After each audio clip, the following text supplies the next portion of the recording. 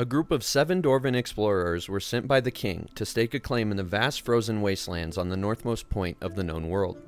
They brought what few supplies they could manage to carry, a few picks, some animals, seeds, and a few other basics. The dwarven picks struck the ice and made quick work as the dwarves dug deeper and deeper under the frozen ground, eventually reaching stone beneath the ice. The stone was rich in resources, and the dwarves were happy to escape from the cold on the surface. It wasn't long before the dwarves had their first experience dealing with the wildlife here. A yeti appeared and rushed the caravan, only to be scared off by dogs. It was apparent that this yeti was hungry. There were no resources on the surface, and a necromancer's tower close by meant that there was constant danger. The yeti was annoyed while caught in a snowstorm apparently, and subsequently fucked right off, leaving behind vomit and blood-stained ice on the surface. The dwarves locked themselves in and continued expanding downwards. As news of the successful establishment of the dwarven outpost reached the king, he began sending waves of immigrants to help them get established. Because of the lack of grass or plants on the surface, the animals brought by the dwarves quickly began starving. They were promptly slaughtered and their bones used to make fancy crowns and shit that would later be traded for much needed resources like booze. Maybe food too, but mainly just booze. Dwarves just cannot live without alcohol. As they expanded downwards, they discovered a cavern. This was a turning point for the group, as they knew that their best chance for survival meant venturing into this cavern to collect wood and plants to brew into booze. They also understood that if they could claim part of the cavern and fortify it, they would be able to plant seeds and become self-sustainable by growing their own food and drink.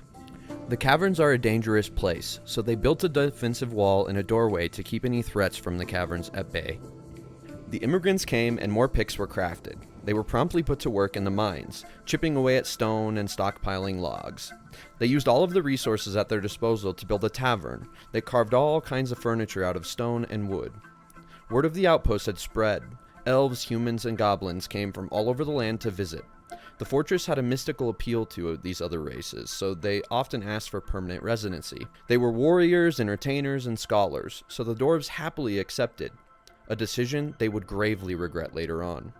The wet walls of the cavern were used to create a pit, which would later fill with water and become a base for a well, a source of water used for cleaning, drinking, and washing wounds. It wasn't long before the first beast emerged from the caverns. Luckily, the door to the fort was well crafted and barred shut, so the beast was unable to enter. This was a big problem, as the dwarves knew that soon they would run out of booze, and they were unsure how they would survive without it. They desperately needed to wall off a section of the cavern to use for farming. It became apparent that there were issues with the other races living in the fort. Many of them would get overly drunk, start fights, and wander naked aimlessly through the snow. This was greatly affecting the morale of the dwarves in the fort, but for the moment they had much bigger fish to fry. Horrifying sounds echoed through the fortress from deep in the caverns.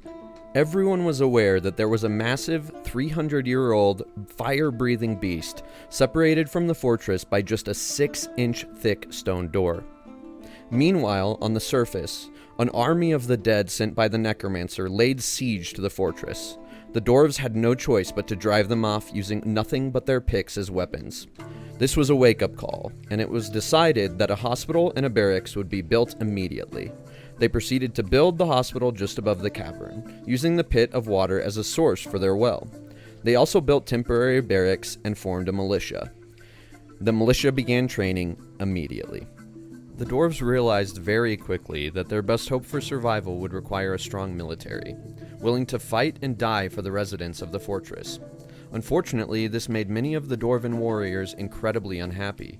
They found themselves in a situation where they were forced to defend their home, but their home was being disrespected by stinking, greedy, disgusting, ugly, pink, mouth-breathing, shit-eating humans and elves on a regular basis. They just could not hold their booze for shit. Even the average dwarven child in the fortress could easily drink even the strongest, largest human warrior under the table, no problem. This created serious tension in the fortress. The dwarven warriors trained tirelessly, aware that they would soon need to face the beast deep in the caverns if they had any chance for survival. The stockpile of drinks dwindled as the population skyrocketed.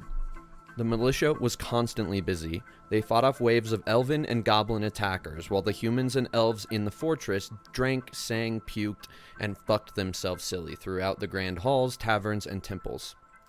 The military was quickly becoming skilled in the arts of combat.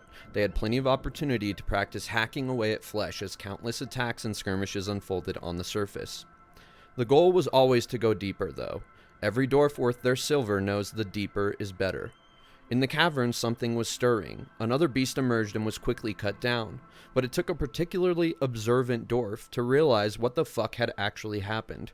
After peering through the cracks in the stones, he spotted strange creatures climbing on the trees and the walls in the fortress. They were ant people. Fucking ant people. And it seemed that they would be just another obstacle in the fight to claim the cavern.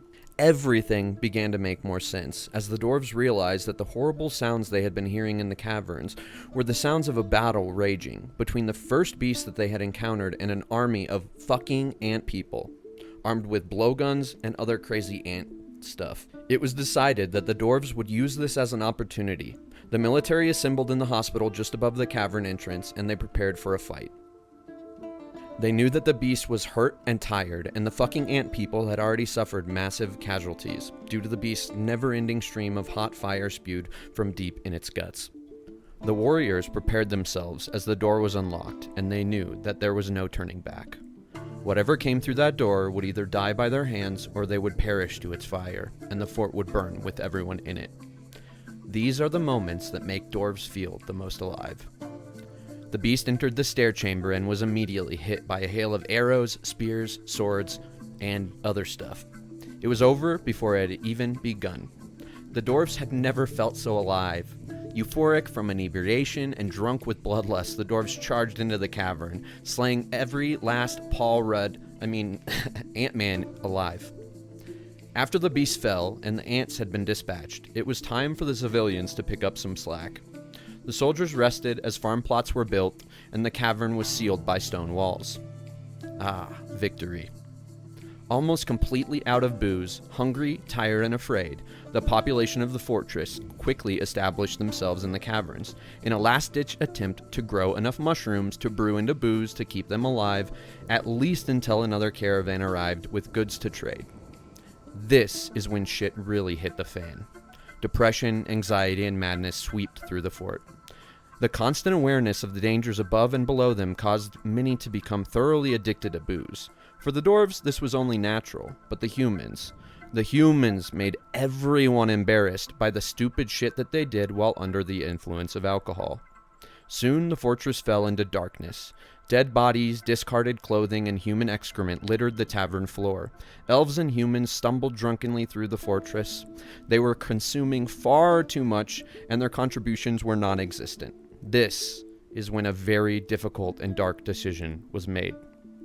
The leaders of the militia met in secret with the nobles, and it was decided. The plan was drawn out and swiftly executed.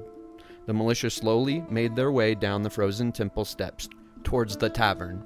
Before anyone had time to think, the elves and humans were rounded up, forced into the cavern, and the door was locked behind them. Dwarven archers hid behind fortified walls, ready for anything. A lever was pulled, and the doors separating the farmland from the cavern became unlocked. The dwarves waited patiently, until suddenly another forgotten beast came rushing in. It sprayed fire and used its massive claws to tear through limbs. The smell of burnt flesh filled the air as the dwarves prepared for whatever was next. In the chaos, somehow, the door was unlocked, and again there was a massive beast in the stairwell underneath the hospital. And again, there it was slain. After the beast perished, a dark and powerful silence fell over the fort. A holy sacrifice had been made. Dwarves poured into the caverns to salvage the little bit of food that was left in the burning fields. Many dwarves spent the foreseeable future in temples praying to the gods for forgiveness and thanks. The last few humans were rounded up, horrified at the atrocities they had just witnessed. The dwarves in the fort seemed to be joyous and gleeful about the genocide that they had just committed, and the remaining humans and elves were sure they would be next. The dwarves had other plans for them, though. The last few of them were rounded up and brought to the deepest layers of the fortress. They were forced out over the drawbridge and exiled to the darkness forever. What's up, guys? Scudpunk here. I just wanted to thank you for watching the video all the way through. This project was a labor of love, and this video is my love letter to Dwarf Fortress. I don't remember the last time I felt this immersed and addicted to a game. I really don't. And I know for many of you, this game doesn't look like much, and to me it didn't at first either, but looks are deceiving. Dwarf Fortress is deep and has seemingly unlimited potential for producing procedurally generated characters and stories. So, yeah, thanks again for watching. If you liked the video, make sure to like and sub for more in the future. Much love, guys.